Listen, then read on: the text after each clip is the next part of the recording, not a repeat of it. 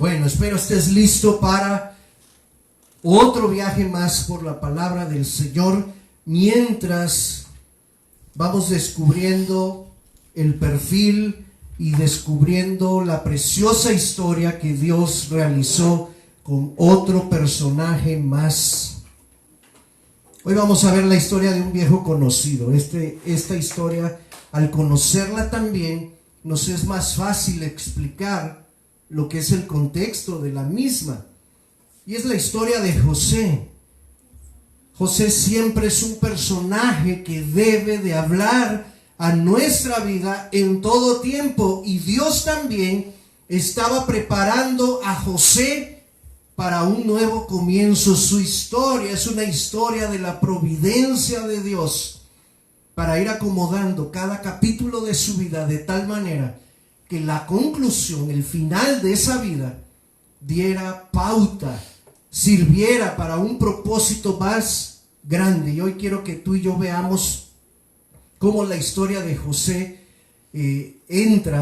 calza como anillo al dedo en el rompecabezas de Dios. Esta historia comienza en Génesis 37 y sabemos que José fue hijo de Raquel.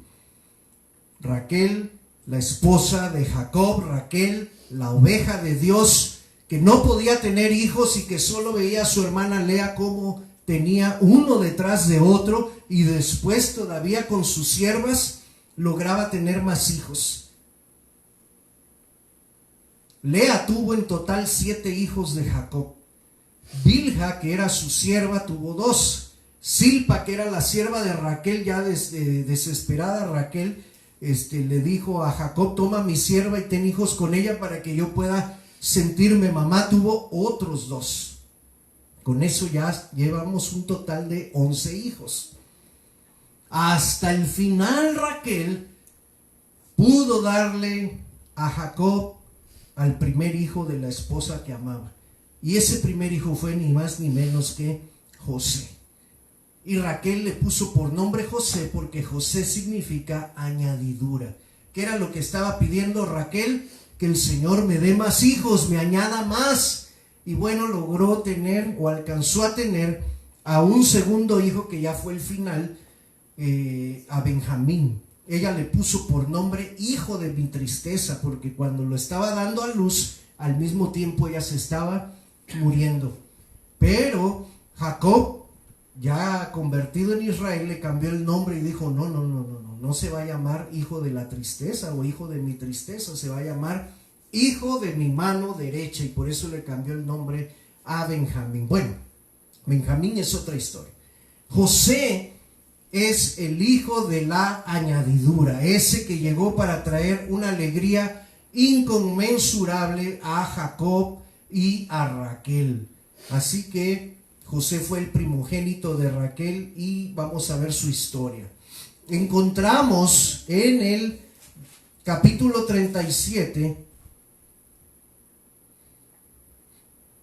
que allí estaba Jacob con sus hermanos, y lo que encontramos de antecedentes es que ya desde la pequeña edad que José tenía, siendo un adolescente, porque ahí se menciona que ya tenía los 17 años, pero se entiende que esta tarea que él realizaba la hacía desde más temprana edad. Yo supongo que entre los 8 y los 17 años, pues José ya se daba la tarea de ser quien informaba a Israel de las fechorías y de la mala conducta de sus hermanos. Digamos que era el hermano chismoso, ¿no? Era el espía, era el que papá le decía: ve y échale un ojo a tus hermanos y me dices qué están haciendo. Y entonces José no ocultaba nada a Israel de lo que sus hermanos hacían, les contaba todas sus travesuras, todas sus fechorías. Por lo tanto, sus hermanos no lo querían. No les caía para nada bien. José era, dice el versículo 2 del capítulo 37, quien informaba a su padre de la mala fama de ellos. Pero había otro detalle todavía aún más poderoso, por el cual los hermanos de José lo aborrecían. dice que José cometió, pues nosotros diríamos como padres, la imprudencia. Pero espiritualmente hablando, proféticamente hablando, Israel estaba haciendo lo correcto. Le regaló a José una túnica que era diferente a las túnicas normales que usaban las personas, los hijos. Se dice que una túnica con bastantes accesorios o adornada o de manga larga, aquí en la Biblia nosotros la conocemos como la túnica de muchos colores, pero no quiere decir realmente que tenía muchos colores. Puede ser que sí, pero lo más seguro es que el texto se refiera a la túnica de manga larga o una túnica que traía adornos. Esas túnicas se les daban a personas de autoridad. Se acostumbraba que era el regalo que se daba a los príncipes, pero también los padres guardaban ese tipo de túnica para dársela a su hijo primogénito como designación de ser la cabeza de la familia. Recuerden que el hijo primogénito tenía muchos privilegios por encima del resto de sus hermanos. Se supone que el primogénito de Israel era Rubén. Quizás él era el que debía llevar por orden de aparición esa túnica. Pero no olvides que José era el primogénito de la mujer que la amaba. Fue el primer hijo que le dio Raquel. Para Israel, José era su primogénito y por eso a él le dio esa túnica. Dice también el verso 3 que Israel amaba a José más que a todos sus hijos. No ocultó para nada su preferencia, su predilección por José por encima de los otros hijos que tenía. Dice allí que porque lo había tenido en su vejez, pero yo sospecho que también era porque era el hijo que había tenido con Raquel. Y recuerda que Raquel fue la mujer que Israel amó. Cuando sus hermanos vieron que le dieron a José la túnica y que su papá mostraba una predilección por él sin ocultarlo, dice que creció en ellos un odio profundo, lo aborrecían. Tanto era el desprecio que sentían por él que no podían hablarle de manera pacífica. Todo era pleito con José, le hablaban duro, lo trataban mal. Desde su juventud José sufrió del bullying de sus hermanos, un bullying fraternal. José era bulliado todo el tiempo. Así que no debió haber sido una infancia, pubertad y adolescencia fácil para José, sobre todo porque sus hermanos le llevaban bastante diferencia de edad. Recuerden que José ya nació muchísimo tiempo después. Entre José y Rubén había un abismo de diferencia de edad, y el resto de los hermanos también eran mucho más mayores. Se supone que el más pequeño debía ser el más cuidado y el más querido por los demás, pero en este caso no estaba funcionando así. Fue a la edad de 17 años, en esa época juvenil, cuando Dios le revela a José sus propósitos. ¿Cómo lo hizo Dios? A través de un sueño. Y en ese sueño, que nosotros sabemos que era de las espigas y también del sol, la luna y las estrellas inclinándose ante José. Cuando José contó ese sueño a su familia, ¿sabes qué sucedió? ¿Qué crees que hicieron sus hermanos? Le aplaudieron y le dijeron: nos encanta tu sueño, qué bueno que nos lo contaste, hermanito. No, el sueño lo único que hizo fue venir a empeorarlo todo. Dice el verso 11 que sus hermanos le tenían envidia por eso. ¿Cómo ellos, siendo mayores, iban a inclinarse ante él? Tú estás loco. Inclusive Israel llamó aparte a José y le reprendió y le bajó 2, 3 rayitas a su sueño y le dijo: hijo, cálmate, cálmate. Pero aún así dice en el verso 11 que su padre meditaba en qué consistiría aquel sueño. Ese sueño guió a José por el resto de su vida. Pero mira, Dios solo le reveló a José el final del sueño, pero no le reveló el proceso de cómo llegarían a ese final del sueño. Eso no se lo dijo Dios cuando se presentó ante él por medio de aquellos sueños. Tampoco Dios le reveló a José en ese momento cuál era el propósito de ese sueño. Sin embargo, José abrazó la revelación de Dios, la guardó en su corazón y determinó vivir el resto de su vida para que ese sueño pudiese cumplirse. José no se imaginaba todo lo que iba a pasar después para que ese sueño pudiese llegar a ser una realidad. Cuando pasó un poco de tiempo, sus hermanos, que seguían teniendo envidia y que no soportaban a José, conspiraron para deshacerse de él. Dice que un día Israel envió a José a que fuera a buscar a sus hermanos que estaban pastoreando el rebaño para ver cómo estaban, y cuando José llegó al lugar donde acostumbraban pastorear, no los halló allí. Ellos se habían ido a otro lugar. Allí una persona le dijo a dónde habían ido y José fue en búsqueda de ellos porque José estaba obedeciendo la instrucción que su padre Israel le había dado. Él no iba a regresarse sin traer un informe de cómo estaban sus hermanos. Ellos estaban en Dotán y cuando vieron que la figura de José se aparecía a lo lejos, conspiraron un plan para matarlo. Imagínate cómo era el odio, que estaban pensando en matarlo. Tenía que ser un odio muy profundo. Cuando tú ya piensas atentar contra la vida de alguien más, y tiene que ser un odio demasiado profundo cuando no te importa que ese alguien más sea tu propia sangre, sea tu hermano. Fue Rubén, el primogénito, el que intervino y le dijo a sus hermanos: no hagamos esto, mejor vamos a aventarlo a una cisterna y nos vamos, y ya ahí que pase lo que tenga que pasar y nosotros nos lavamos las manos.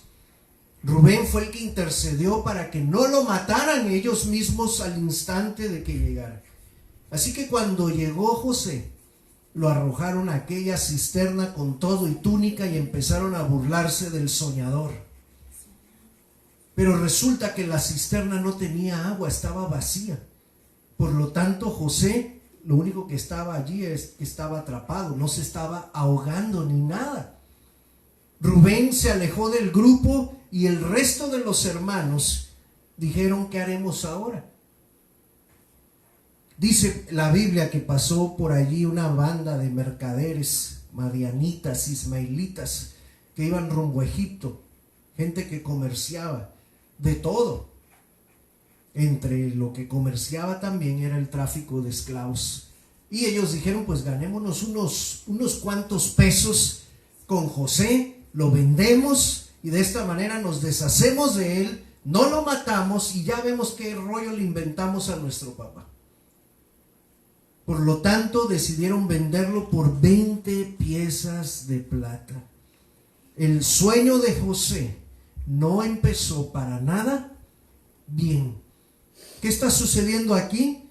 Los hermanos cada vez están más enfrentados con él. Lo odian, lo quieren muerto. Pero ahora lo echan de su tierra, lo echan de su familia, lo echan de su padre. El sueño no pinta para nada bien. En este momento el sueño está muy lejos, porque era claro para José que aquellas espigas y que aquellas estrellas se referían a sus hermanos y que el sol y la luna se referían a sus padres. La historia de los hermanos engañando a su padre, esa es otra historia que no podemos contar a detalle. Pero solo les dejo ahí el dato de que así como Jacob en su juventud engañó a su hermano, ahora está pagando las consecuencias Fue engañado por Labán, ¿recuerdas? Y ahora es engañado por sus propios hijos.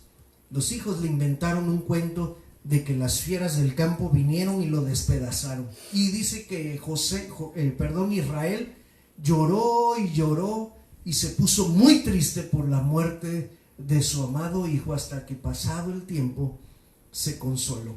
Pero ese fue un golpe muy duro para Israel.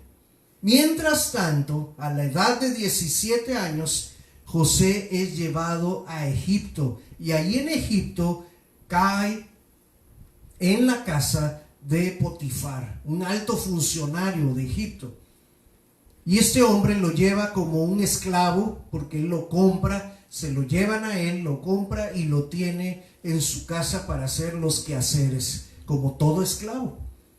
Pero ¿qué pasó allí en casa de Potifar? Recuerda, José fue el que guardó en su corazón aquella revelación, aquel sueño que Dios le había dado siendo un jovencito.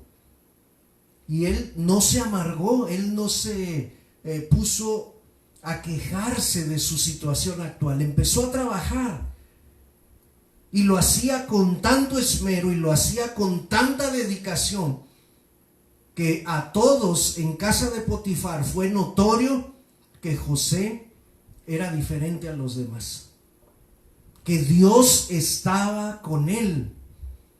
Y Potifar se dio cuenta y lo empezó a ascender y ascender y ascender, hasta que José se convirtió en el principal mayordomo de la casa de Potifar. Allí sucede otra situación que no estaba prevista en el sueño.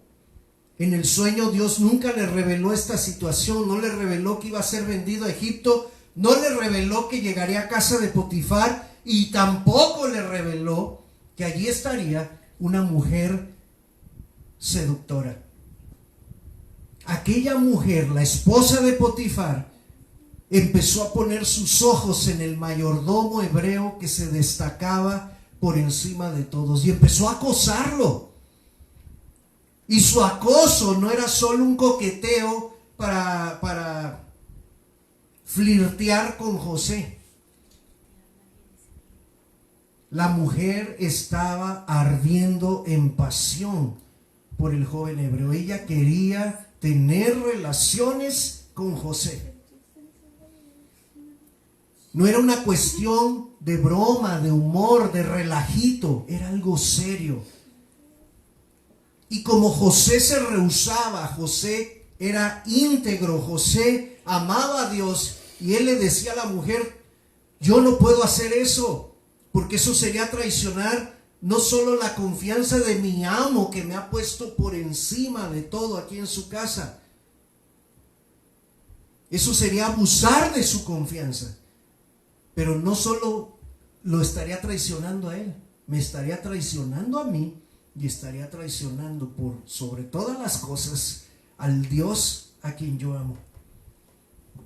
Y José, por justo, por íntegro, por honrado, por puro, terminó en la cárcel. Aquella mujer mintió y acusó a José de haber abusado de ella, cuando todos sabemos, por lo que dice la Biblia, que la que quería abusar era ella de él.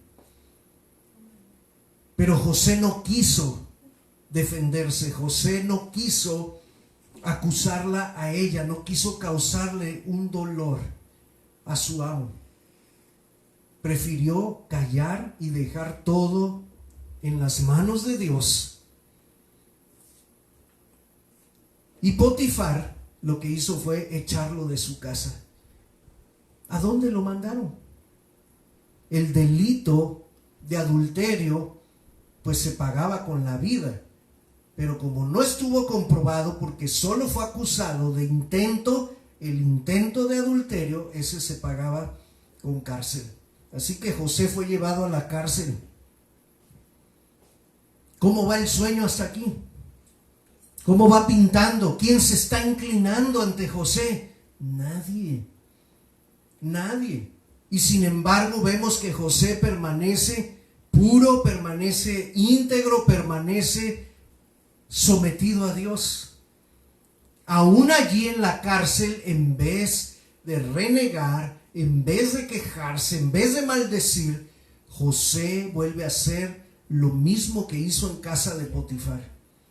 Empieza a trabajar, empieza a las tareas que le pedían que hiciera, a hacerlas con dedicación, con esmero, más de lo que le pedían hacer.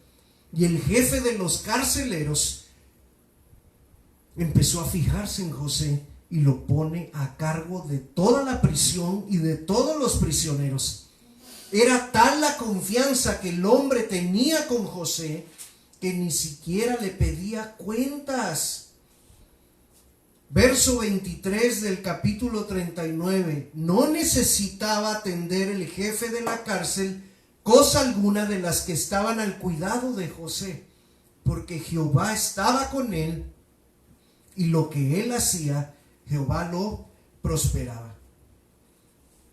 Es allí, en algún momento en el cual José estaba en la cárcel, que van a dar también allá el jefe de los coperos y el de los panaderos que servían en la corte del rey. Ambos fueron puestos en prisión y una noche tuvieron un sueño, y José interpreta el sueño de los dos y les dice: al jefe de los coperos lo van a restituir en su puesto, mientras que al de los panaderos lo matarán. Dice que el rey los libera y los manda a llamar, y entonces se cumple al pie de la letra lo que José había interpretado de los sueños de ambos. José les había encargado: cuando vean a Faraón, por favor háblenle de mí, acuérdense de mí, así como yo les he interpretado su sueño, yo les pido de favor que hablen a Faraón de mí. ¿Saben qué pasó? Obviamente el jefe de los panaderos no pudo hablar a Faraón de José, porque lo ahorcaron, lo mataron. Pero dice el pasaje que al jefe de los coperos se le olvidó, no se acordó de José, y todavía pasaron 2 años más. Fíjate bien, ¿cómo va el sueño de José? Para nada bien, no pinta nada bien, nadie se está inclinando, nadie le está dando honores, inclusive hasta se están olvidando de él, aun y cuando él se mantiene íntegro, obediente, sumiso y tratando de agradar a Dios en todo. Fue después de 2 años que entonces ahora Faraón tiene un sueño, y ese sueño lo perturba porque no halla la explicación de ese sueño. ¿Te acuerdas? Las 7 vacas flacas y las 7 vacas gordas. Y las espigas también, las llenas y hermosas y las otras menudas y abatidas. Y nadie puede interpretarle el sueño. Es entonces que el jefe de los coperos dice a Faraón en el verso 9 del capítulo 41: ahora me acuerdo de mis faltas. Cuando usted se enojó con nosotros, sus siervos, y nos echó a la prisión de la casa del capitán de la guardia, a mí y al jefe de los panaderos, ambos tuvimos un sueño, y allá en la cárcel había un joven hebreo que nos interpretó el sueño, y el sueño se cumplió tal cual. Así que mandan a traer a José delante de la presencia de Faraón, y José, que tenía el Espíritu de Dios en él, puede revelarle, darle interpretación al sueño del Faraón. José le dice a Faraón que esos espigas y esas vacas gordas representan 7 años de abundancia en la tierra de Egipto, pero las espigas menudas y abatidas y las vacas flacas que terminan devorando a las vacas gordas y a las espigas representan 7 años de hambre, un hambre como nunca se había visto en toda la tierra. Cuando Faraón recibe la interpretación, dice: ¿qué haré? Y José le dice: búsquese, Faraón, a un hombre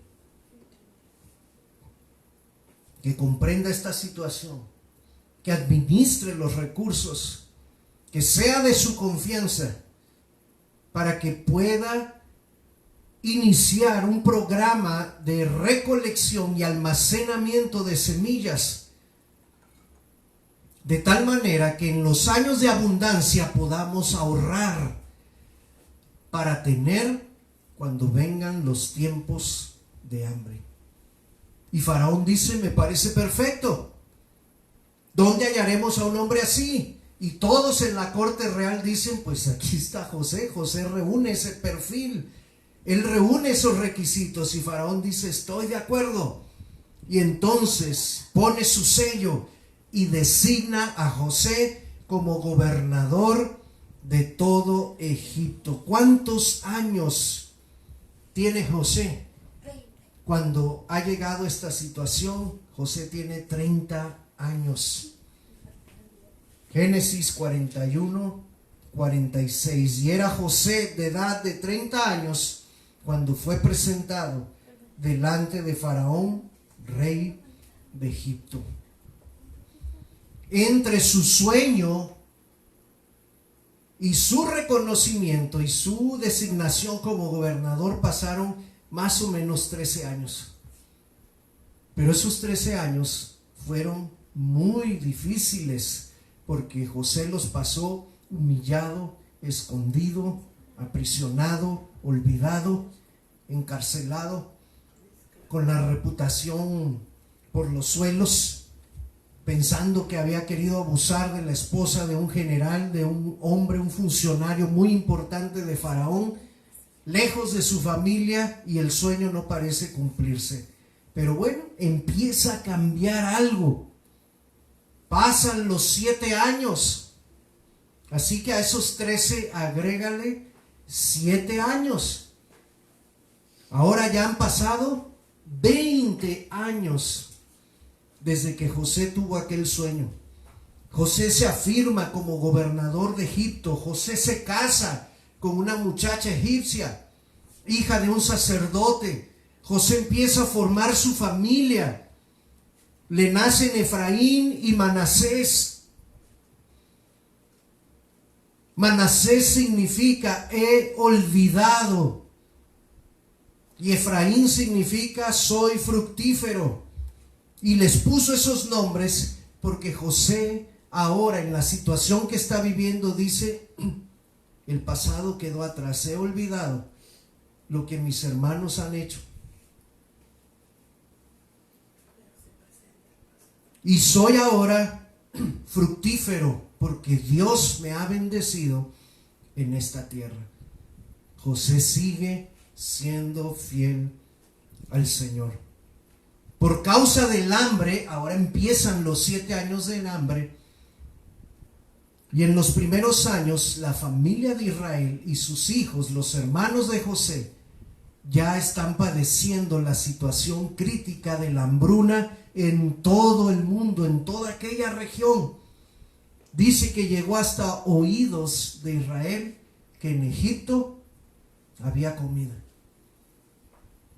Y aunque Israel no quería que sus hijos fueran hasta Egipto, no le quedó más remedio que enviarlos en busca de alimento. Y allí viene esta otra parte de la vida de José, cuando el sueño empieza a cumplirse y cuando el propósito empieza a revelarse. El nuevo comienzo que Dios quería hacer y para el cual estuvo preparando a José por 20 años empieza a tomar forma. Pero date cuenta cómo en el taller de Dios, Él primero se encarga de trabajar con la persona que va a usar. Empieza a moldear su carácter a fin de que esté listo para el momento crucial. Los hermanos de José se presentan pidiendo comida y resulta que la persona encargada de distribuir la comida, de venderla, es ni más ni menos que José. Cuando sus hermanos llegan ante su presencia, dice en el versículo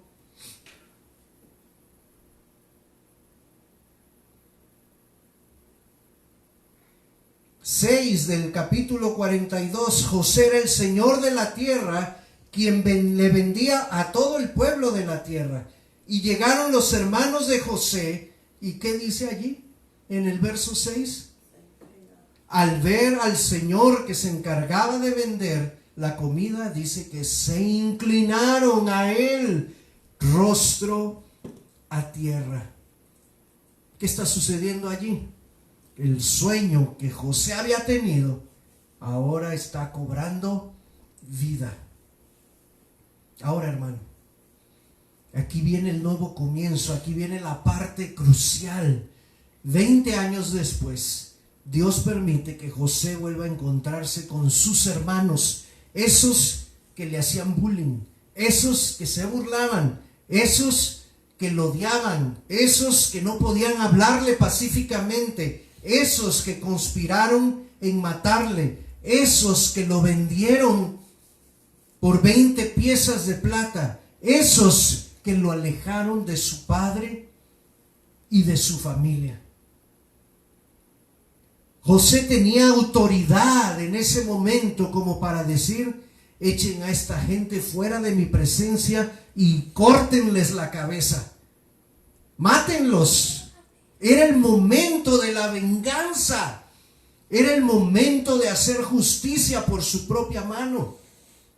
Si José no hubiera interpretado las circunstancias de acuerdo a la perspectiva de Dios, José habría acabado, aniquilado con sus hermanos en ese momento. Pero no lo hizo.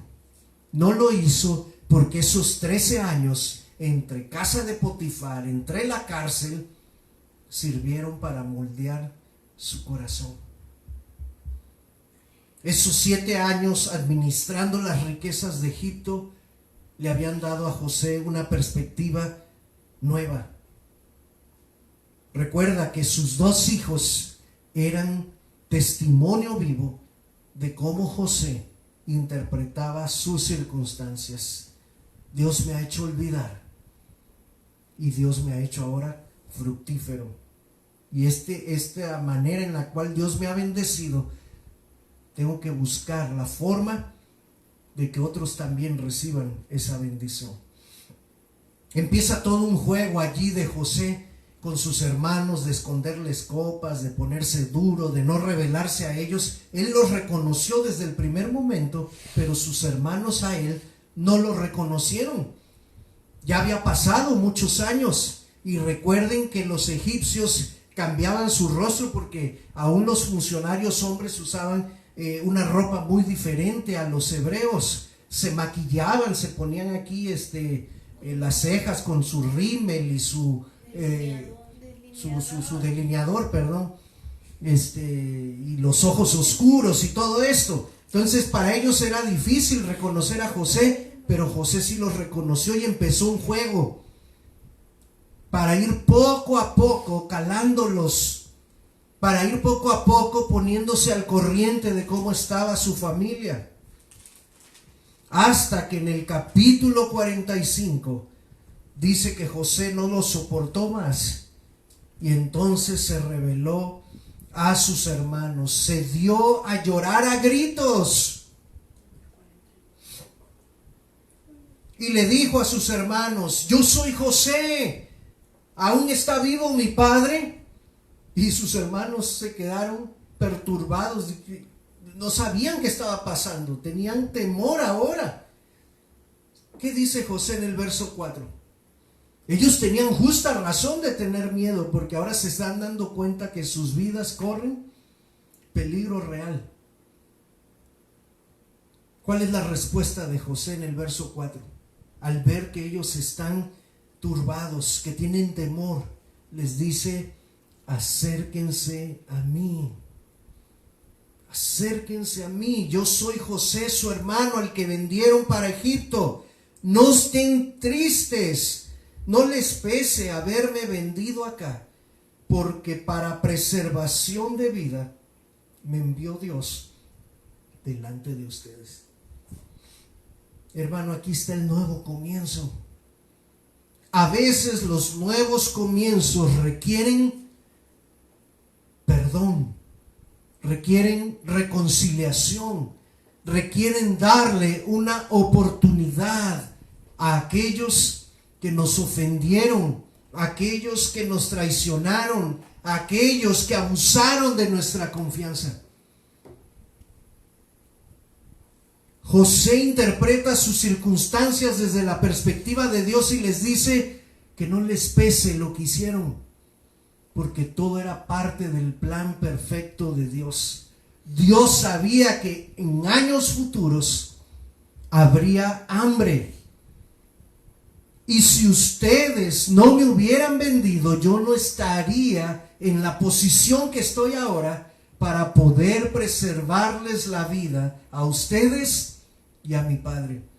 Fíjate hasta dónde va la sabiduría y la misericordia de Dios.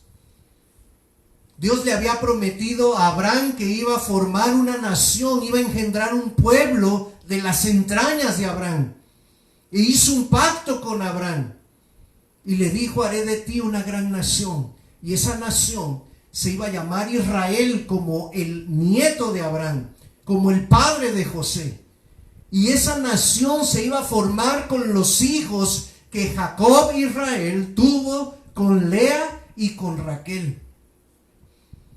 Y resulta que esos hijos que iban a formar esa nación, esas 12 tribus de Israel, eran ni más ni menos que esos hermanos traidores, malévolos, bulineros de José. José pudo haber dicho: yo ya estoy cómodo, yo ya tengo una gran posición, yo ya tengo mi futuro asegurado, yo ya tengo descendencia. Que el Señor levante de Efraín y Manasés a su pueblo. Pero no era ese el pacto que Dios había hecho. Dios había incluido a esos 12 hijos varones de Israel. Y José fue el instrumento que Dios utilizó para preservarles la vida y que esa nación no fuera abortada, no fuera desaparecida. ¿Qué aprendemos de esta historia de José? Quiero resaltar 4 virtudes, 4 aspectos de esta historia que nos ayudan a nosotros para entender el nuevo comienzo. Número 1, José aceptó desde un inicio el sueño que Dios le había revelado. No lo aceptaron ni sus hermanos ni sus familiares, y su papá tenía dudas. A nadie más se lo contó. El único que guardó ese sueño en su corazón fue José. Él aceptó su asignación desde el principio. 2, José aprendió a interpretar sus circunstancias de acuerdo con la perspectiva de Dios, no de acuerdo a su perspectiva. Y eso marcó una diferencia en la vida de José, porque él pudo haber renunciado cuando lo vendieron como esclavo. Pudo haber renunciado cuando lo echaron a la cárcel. Pudo haber renunciado cuando se olvidaron de él en la cárcel. Pero no renunció, permaneció firme. Pudo haber echado a perder el propósito de Dios si hubiera condenado a sus hermanos. Pero sabes, aquí viene la tercera lección. José no se amargó.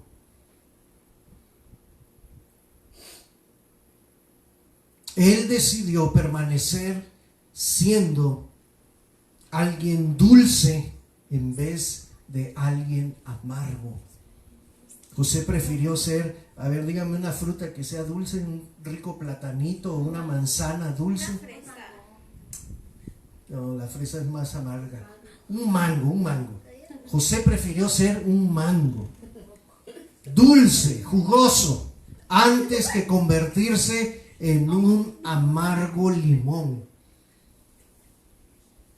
¿Sigues siendo un mango tú, hermano? Bueno, ahorita vemos las aplicaciones. 4, perdonó antes y perdonó después. El antes lo estamos viendo aquí en el capítulo 45, cuando él se descubre ante sus hermanos y les dice: yo soy, no se preocupen. Pero sabes, pasaron los años, después José se trajo a toda la familia, les asignó la tierra de Gosén, 70 familias se fueron a vivir allí, y esa era la nación de Israel en ese momento. Se trajo a su padre, a Israel, y pudieron disfrutar los últimos años de la vida de Israel juntos. Israel pudo bendecir a los hijos de José, a Efraín y a Manasés, y José pudo darle sepultura a su padre, verlo morir en sus brazos. ¡Qué bendición! Cuando Israel muere, dice en el capítulo 50 que entonces los hermanos de José se pusieron a pensar y dijeron: quizás ahora José se va a vengar de nosotros y nos aborrecerá y nos hará pagar todo el mal que nosotros le hicimos. Capítulo 50, verso 15, 16. Y enviaron a decirle a José, miren cómo eran de canijos: tu padre mandó antes de su muerte decir lo siguiente: díganle a José, te ruego que perdones la maldad de tus hermanos y su pecado, porque lo trataron muy mal. Por tanto, ahora te rogamos nosotros que perdones la maldad de los siervos del Dios de tu padre. ¿Y sabes qué pasó? José no se puso a indagar ahí las motivaciones y si estaban echando mentiras o si le estaban adornando demasiado para buscar el perdón. José, aún no terminaban ellos de hablar cuando dice al final del verso 17 que mientras hablaban José estaba llorando. Vinieron también sus hermanos y se postraron delante de él, y sus hermanos, esta vez por voluntad propia, le dijeron: aquí estamos, somos tus siervos. Y les respondió José: no tengan miedo. ¿Acaso estoy yo en lugar de Dios? Ustedes ciertamente pensaron obrar mal en contra mía, pero Dios lo encaminó para bien, para hacer esto que estamos viendo hoy, para mantener con vida a mucho pueblo. 4 lecciones. Aceptó su sueño desde el inicio. Interpretó las circunstancias desde la perspectiva de Dios. No se convirtió en un limón amargo. Se mantuvo siendo un mango dulce. Y 4, perdonó antes y perdonó después. Se mantuvo firme en su decisión de perdonar a sus hermanos. José tuvo un nuevo comienzo. Sus hermanos tuvieron un nuevo comienzo. Su padre tuvo un nuevo comienzo. Y la nación de Israel, que apenas estaba dando forma, apenas estaba naciendo, logró preservar la vida gracias a esta historia tan fascinante de José. ¿Quieres ser tú también un instrumento que Dios use para producir nuevos comienzos en tu propia vida y en la vida de tus seres queridos, en la vida de tu iglesia, tu comunidad y de la historia misma? Pues también tendrás que aprender a practicar estas 4 lecciones. Hermano, al igual que a José, Dios tiene un propósito para nuestra vida. Él ya soñó con nosotros y ya nos ha revelado ese sueño. Dios quiere que andemos en buenas obras. Dios quiere que hagamos discípulos. Dios quiere que seamos como Él. Ese es el sueño de Dios para ti y para mí. ¿Aceptarás ese sueño?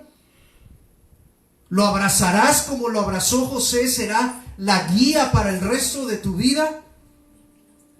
2, tendrás que aprender a interpretar las circunstancias de tu vida bajo el ojo de Dios, bajo su perspectiva y no bajo la tuya. ¿Cómo se interpretan las circunstancias de acuerdo a la voluntad de Dios? Leyendo la palabra. Es la palabra la que nos va a aquietar, la que nos va a anclar de tal manera que las circunstancias que vivamos no nos zarandeen y nos lleven de un lado a otro. Porque déjame decirte que tú y yo viviremos circunstancias igual de difíciles como las vivió José. El camino no será fácil, pero ese camino nos lleva a un propósito, a una meta final. No te salgas de ese camino. 3, no permitas que la amargura posea tu corazón. No dejes que tu corazón se vuelva amargo. Hay una cantante allá de mis épocas, se llama Faye, cantaba una canción, eres azúcar amargo. Bueno, entre los cristianos no puede existir un azúcar amargo. O eres dulce o eres amargo, pero no puedes tener esa mezcla, porque esa mezcla es mortal. Esa mezcla no te dejará ser constante. Si solo eres azúcar en algunos momentos y amargo en otros, no podrás avanzar. Tienes que decidirte, y José decidió no ser amargo, decidió mantenerse dulce. Decide lo mismo también. 4, aprende a perdonar. En este camino habrá gente que se olvide de ti, habrá gente que te traicione, habrá gente que te utilice, habrá gente que abuse de tu confianza, habrá gente que te incrimine, habrá gente que te odie, habrá gente que diga mentiras acerca de ti. ¿Y qué vas a hacer tú? ¿Qué hizo José contra la mujer de Potifar? ¿Qué hizo contra sus hermanos? ¿Qué hizo contra el jefe de los coperos? Contra ninguno discutió, contra ninguno peleó. A ninguno de ellos le dijo, ya ves, yo soy mejor que tú.